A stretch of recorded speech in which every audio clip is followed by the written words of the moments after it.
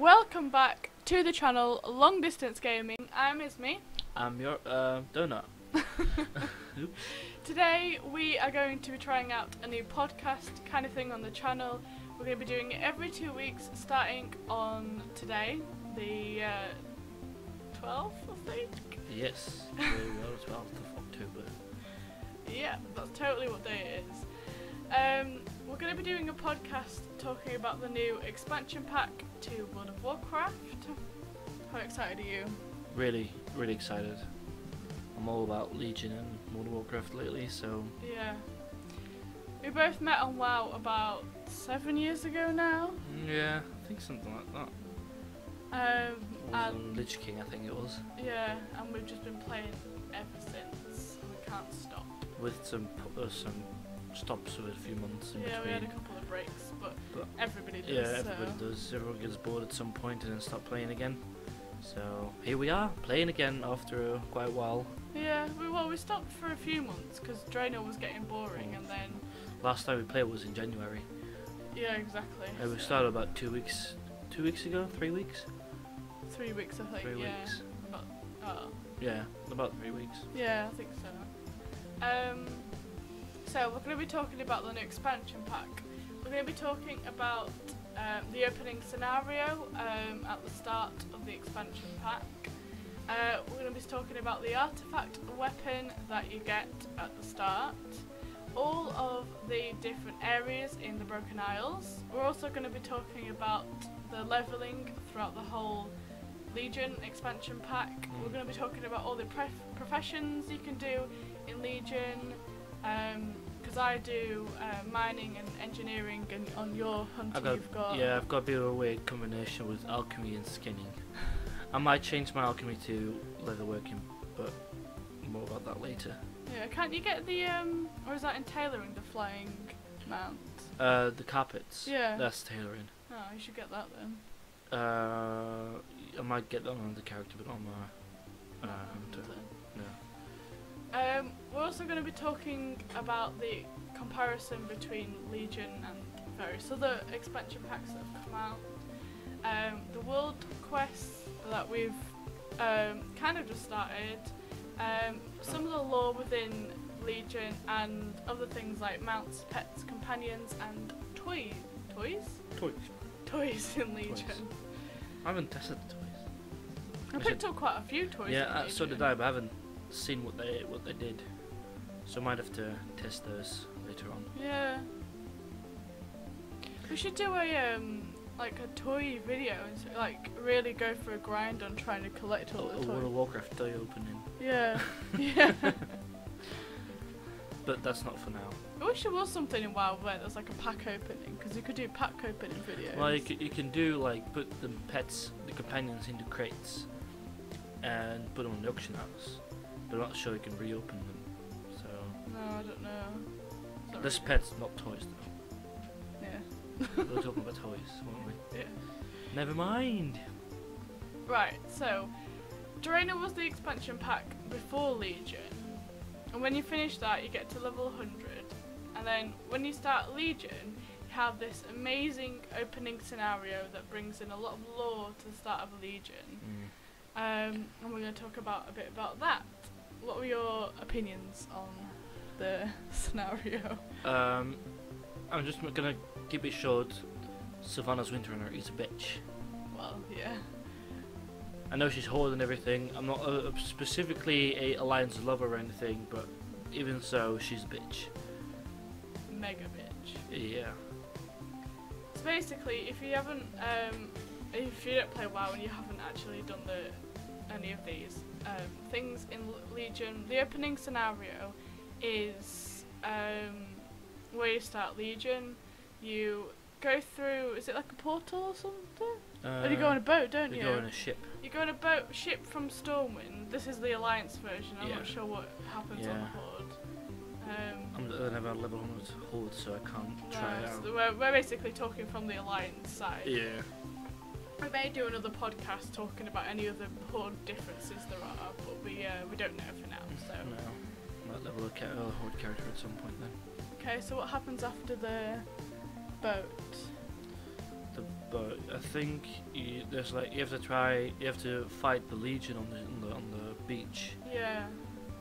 You get out of the ship and there's like loads of Legion things, and you have to do like a couple of quests before you go further. Mhm. You know, demons, and you have to destroy some portal, I think it was, or some kind of machine. Yeah. Yeah. So You have kind of like 10 other people in this scenario as well, don't you?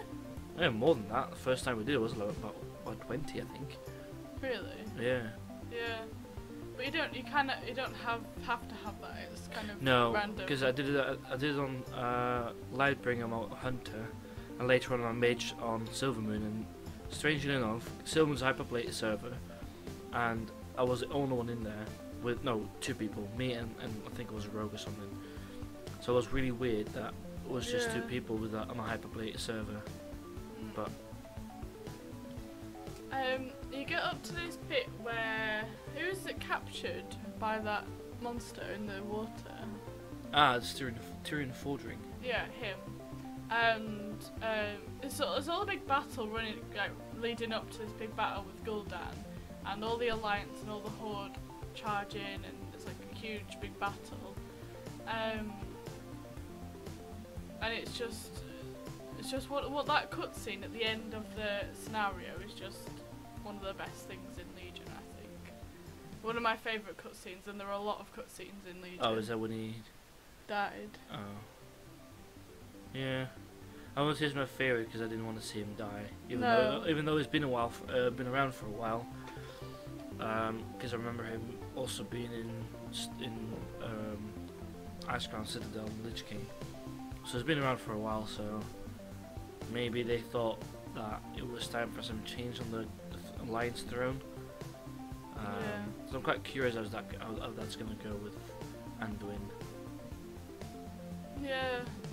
He hasn't really done much so far, so I don't No, really... because he's been a kid.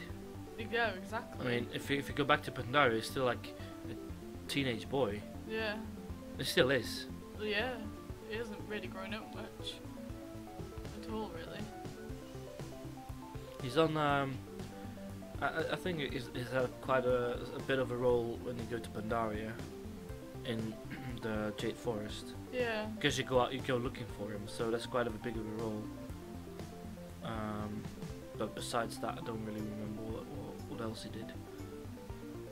No, I can't really remember. But before Legion, before the place in Stormwind was all fixed up when it was broken, you had to do some quest with Anduin Wren to discover some things about Twilight, to go to the Twilight Highlands. Yeah, I think so. But they got rid of that Oh, but yeah. because they fixed the place up and the Twilight people are not there anymore.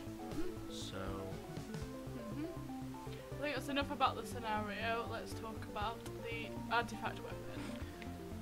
I think it's a great thing because I remember I did a bit of raiding in Warlords of Draenor, both with my hunter and a warrior and mage for several characters. Basically, mostly those three. And I remember struggling with getting high DPS with a warrior because I didn't have the right weapons, Yeah. and there was a pain in the bum to get a proper weapon. And the thing is, with a Fury Warrior, you need two hand weapons. So they don't drop very easy weapons. They didn't drop very easy. No, they And didn't. needing two of those is even a more pain in the bum than just one. Yeah, definitely. Same with my hunter. I was doing heroic high mod it was, and I needed a bow from what's his name again? I don't know what it was, like a big green giant Yeah. monster. And it dropped the bow on heroic, and I was having so much trouble getting it. It was a quite hard thing to kill. Well, it's not hard; it's just pure tactic. If you didn't follow the tactics, you just failed. But yeah, now with those artifact weapons, the only thing you have to do is find these artifact tokens that Yeah. give you like 100 artifact power or 40 or what I had yesterday or today 800 artifact power, and you just upgrade it You also have this trait that you get can get the item level up. I think mine is about 803 or something. So the thing that's a thing. You don't need another weapon. There's no worrying about what weapon drops because it's not going to be there anymore. Yeah, you've got a good one now. Yeah. Forever. For the rest of the expansion. Definitely. To get these weapons at the start, you have to go into various places like old dungeons and heroics and raids and stuff like that to find these old weapons and stuff. On the if you're doing beast mastery on a hunter, you get the Titan Strike gun, which I really like. I mean, people hate guns on WoW, but I don't mind them actually. I don't really like them, even though it's Titan Strike. Yeah, I quite like it. I've transmugged mine into something else, but I think it's still quite nice. You transmugged yours into a bow, didn't you? So yeah, you weren't able to do that back in the day. You weren't able to transmog guns into bows or the other way around. It had to be the same kind of weapon. Yeah. But I think they changed that in Pandaria or something. I'm not completely sure, but like that. so yeah, I always changed my weapon to the Golden Bow of Quel'Thalas. That's my favourite. Besides the legendary bow from a Sunwell Plateau, which I have in my bank, but we can't transmogrify legendaries. Right. So yeah. Oh well. Besides that, the Golden Bow of Quel'Thalas is my favourite one. Of the bows, of course. But we're not talking about transmogging though. No, I know. Right, so let's go on to the areas in the Broken Isles. Yeah. There is 5 altogether. My favourites is my top favourite. We'll do our top 5 favourite things. My ultimate favourite is Suramar, because I don't know, all the quests there, they're so different than anything else in WoW ever before. Any of the areas, they're just so, even the different areas in Broken Isles, they're just so much different. You get to do puzzles of the light beams, and you have to teleport in mission. You have to find the correct path to go down and find place. And remember that. I don't know, it's just so cool, and you have to pick up those arcane core things on the floor as currency, and I don't know, and then the fact that you have to guide that woman into that cave, into the Alan Sharan or something like that. Yeah, something. I can't remember what it's called. The sanctuary. Shalaran or something, or Shalaran. Yeah, something like that. Yeah, I think it's Shalaran. Yeah. I remember because there's a place in, you know where the Night Elves start? You have Darkshore, and there's a place called Bashalaran. Yeah. So this reminds me of that. And you have to make do loads of different quests to make that place working again, and do the teleporters and stuff like that. I really love that. Yeah, that was really nice. My second favourite zone is Valshahara. It's the first one that. Nothing. What? In WoW they say Valshara. Valshara. Yeah, that's how they pronounce it in WoW. Oh. No, I don't. Oh no, I'm just saying that's how they pronounce it. Everybody pronounces things different, don't True. they? True. It was just informative. No. I like Shahara because I don't know, it's just got really good vibes in it. I don't know why, I just really enjoyed playing questing in that area. It didn't take too long either. I felt like I was doing the storylines really quickly. My third one is probably High Mountain, because I really like was it Thunder Tota? Yeah. It reminds me of all the Tauren stuff, and I quite enjoyed doing that starting area in Taurens on Horde. You don't like that, do you? No, I don't really like it. It's I quite too. like it. The space is too big. It's all open and. Well, yeah, but I mean, I like the quests and like the vibe there. It's not really open in High Mountain. The quests are pretty fun there, actually. Enjoyed doing the quests there. Really like the storylines. Yeah, yeah. Stormheim is probably my next favourite. I can't really remember what that area. I haven't finished Stormheim yet, so I dinged in Stormheim into. Yeah, before you before you finish the chapters. Yeah. So. And then I think Asuna is my least favourite. I don't know why, but I don't know. I just don't like it. I don't really remember Asuna. No, I don't. I just know like Suruma. Yeah. It's just my favourite. Every quest I was doing, I was getting happier and happier, and like, oh my god, this is the best. I'm not sure which is my favourite. I haven't done that much in Suruma yet, but I really liked Stormheim. What order are you putting them in? I'm gonna put Stormheim. I'm really indecisive with this to put Suruma or Stormheim first. But second, that was gonna be Valshara. No, God, no. No, if one is 1, and then the other one has to be 2. So let's put Suruma for 1, and. So Suruma is your favourite? To be honest, I haven't played it enough yet in Suruma to actually put it on number 1. Okay. I need to play a bit more, so I think for now Stormheim is 1 and Suruma 2. Because I enjoyed Suruma as well. The quest is a nice quest line with the Nightfallen. Yeah. It's a nice story about that city. Yeah. So I think I'm gonna go for 2 on that one. How it got taken over by the Felden. Yeah. She's trying to claim it back. And exactly, and the rebellion and I just like the storyline in Suruma as well. I don't see any fault in it yet. No. So Stormheim is 1 then. I really liked you had to do these tests. What's it called? It was part of the quest, the storyline. Power of Valor or Will or something.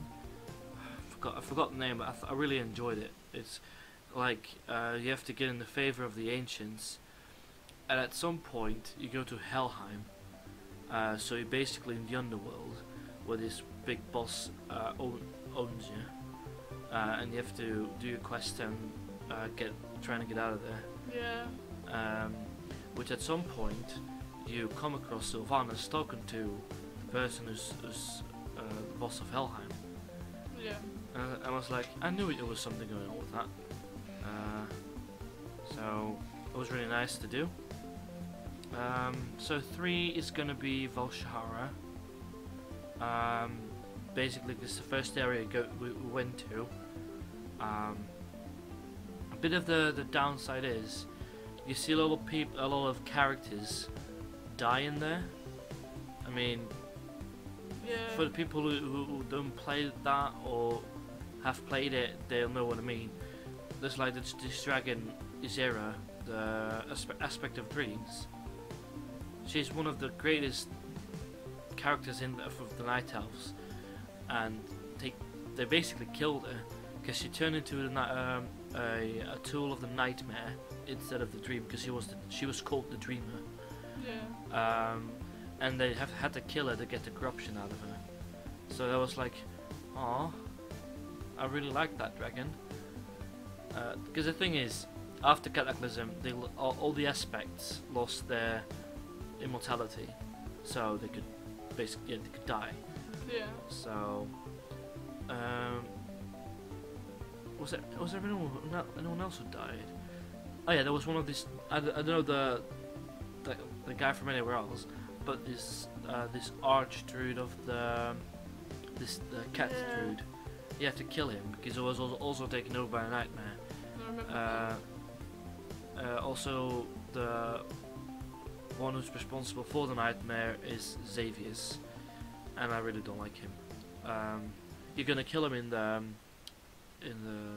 Emerald Nightmare, the raid, and it looks completely different. It looks all different with like an abomination thing. Right. 'Cause, well, he's part of the Legion, isn't he? Yeah. So yeah, I don't like him at all because he kills good people. So yeah, excuse me. Apart from that, Valshara is my third favorite. Which one? And then there's High Mountain. Yeah, High Mountain's next. I really like the storylines, especially when you do the Path of Home. When you see this guy who turned out to be a dragon, and you banish. What's it? Yeah, I remember that. Yeah. What's his face? Doesn't matter. Deathwing. That's it. You banish Deathwing and stuff. Mhm. That's really good. That's a really good story. You also learn a bit more about Cataclysm there. What happened? How it actually turned out to be imprisoned and everything.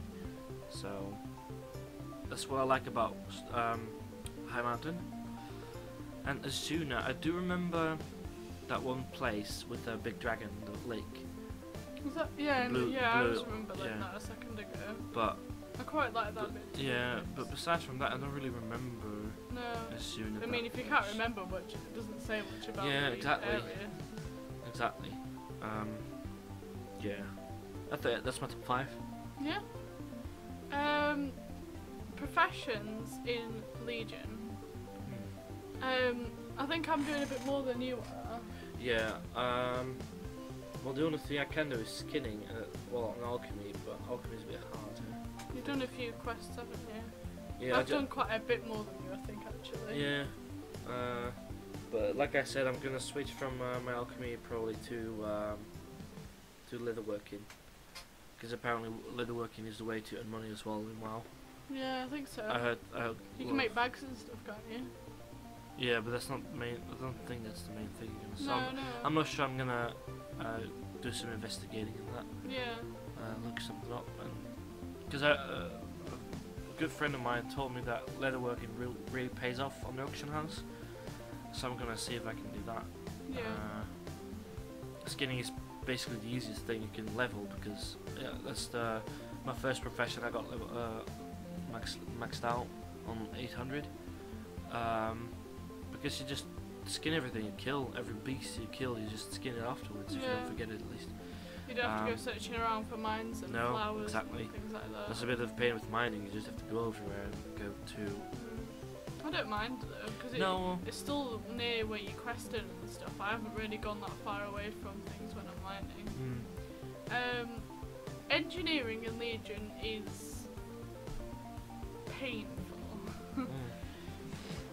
I do think engineering is one of the hardest professions to do. Yeah, so do I. It always has been, because you have to get some curious stuff, some particular curious stuff. So you do a few quests at the start of your engineering to get your mining and engineering in Legion, and then you get to this quest. I can't remember what the quest is called, but you have to create something in your engineering tab, and you need to get so many requirements for this thing that you need to make. It's like a Reeves module mode or something. I can't remember. And things you can either buy them from the auction house if you're stinking rich, because they're so expensive. Yeah. Especially right now. If it's probably a couple of months later, they might go down in price, but Not much.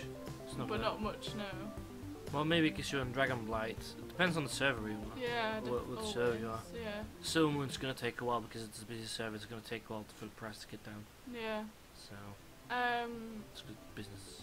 And if you're trying to farm those things and trying to find them, they're all over the place in Legion, and they're like really rare and hard. Like two of the things you have to fish. So if you haven't got fishing, you're screwed. But most people have. I mean, I've got all the professions you can get. That's also the easiest. You just go sit on the lake and fish till you're 800. It takes Yeah. a while, and it's boring, but it's dead easy. It's not. I suppose it's not hard. You just gotta. Yeah. You just need a fishing rod, and not even that. No, I haven't even been using mine. No, you just need to learn fishing, and I think the worst part about that quest is you need 80 Fellslate, which is one of the rarest thing. There's only 2 mines, ores in Legion. There's Fellstone and Fellslate. Laystone, sorry, and Fellslate. Laystone is everywhere and you can mine it loads. I've stopped mining that now because I've got so much of it. But Fellslate is like really rare and you can only get that like every so often, and the respawn rate isn't very good, and I don't know. And there's always sometimes you can't fly in Legion yet, so sometimes if you need to get something like mining in this place, it's really hard to get. Well, it's basically impossible to get without flying because you can't get there. Yeah. Unless you jump from somewhere high or something and get some damage, but besides that, there's no other way to do it. I'm going to do a quick comparison between other expansion packs, and I think we'll keep it there for this podcast. Keep it short and simple for now. Do you like Legion? Yes, I kind of love it. The questing's nice. The gear's quite nice as well. You get from your quests. It's not the best looking, but that's never with quests. And, I think the leveling goes quite quickly. So I'm really glad I stopped playing again with this expansion. So I'm really loving it so far. Yeah, so am I. It's a really upgrade since Warlords. I enjoyed Warlords of Draenor, but like we said earlier, it got boring. At some point, you had your garrison, and you did sometimes. Most of the time, I just logged in, did my garrison, and I was just faffing about in my garrison, flying around, doing nothing, thinking what I could do. Because I do like sometimes my mount runs, mount farming, but you can only do that once a week or once a day. So if you just log in for that, it's time to stop. Yeah. That was the case in Draenor. I did raiding sometimes, but then I got in a relationship with her, and raiding didn't really happen anymore. And I was a bit sick, a bit tired of it was really hard. First raid was quite alright. I think I've completed it once. No, not even that. I didn't even complete it yet. Because the last boss of Heimer was really a pain in the ass. And then there was the second raid. Because there were only 2 raids in Draenor, which was a shame. Because yeah, it was the least raids in all of the expansion packs. Yeah. I think so. Well, we only have 1 more in this one though. There's only 3 raids in. There's gonna. Still 4 though. Yeah.